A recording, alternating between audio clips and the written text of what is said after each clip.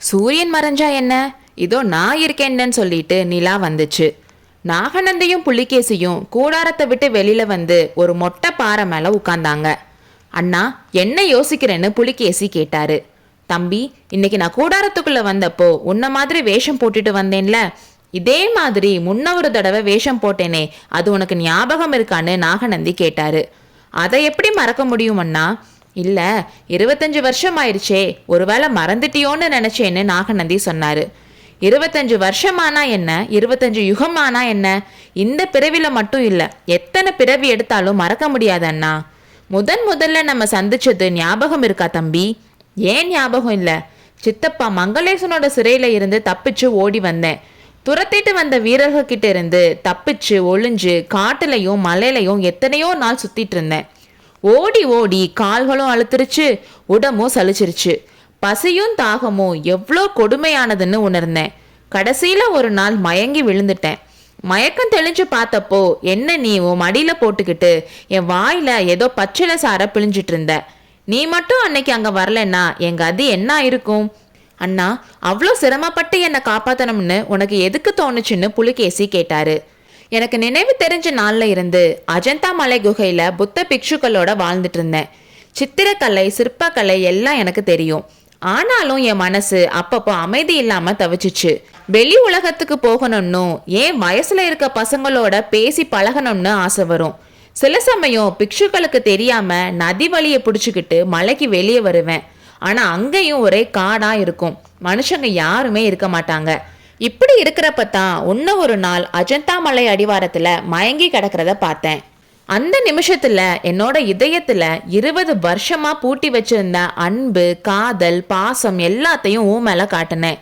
பச்சிலை சாறு கொடுத்து உன் மயக்கத்தை தெளிவுபடுத்தினேன். அண்ணா, உன்னை முதலா பார்த்தப்போ எனக்கும் அதே மாதிரி பாசம் தான் உன் மேலேயும் வந்துச்சு. தம்பி விஷ்ணுவர்த்தன் மேல எனக்கு நிறைய பாசம் இருக்கு.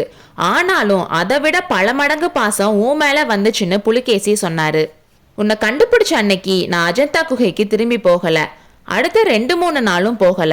நம்ம 2 பேரும் எப்பவும் ஒன்னாவே கையை கோர்த்துக்கிட்டு காட்டுல சுத்தணும். நீ உன்னோட கதைய ஃபுல்லா என்கிட்ட சொன்ன. நம்ம அப்பவே மங்களேசனை துரத்தி அடிச்சுட்டு வாதாபிய எப்படி கைப்பற்றலான்னு யோசிப்போம்னு நாகநந்தி சொல்லிட்டு இருக்கும் போதே அதுக்குள்ள மங்களேசனோட ஆட்கள் என்னை தேடிட்டு அங்கேயும் வந்துட்டாங்கன்னு புலிகேசி சொன்னாரு. தூரத்துல ஆட்கள் வர சத்தம் கேட்டதும் நீ பயந்த. அண்ணா, என்னை கைவிற்றாதன்னு என்னை கட்டி பிடிச்சுக்கிட்ட. நான் யோசிச்சு ஒரு முடிவுக்கு வந்தேன். தம்பி, நான் சொல்றபடி நீ செய்யறியான்னு கேட்டு உன்கிட்ட ஒரு வாக்குறுதியும் வாங்கினேன். அப்புறம் நான் உன்னோட ட்ரெஸ்ஸை போட்டுக்கிட்டேன், நீ ஏன் ட்ரெஸ்ஸை போட்டுக்கிட்ட.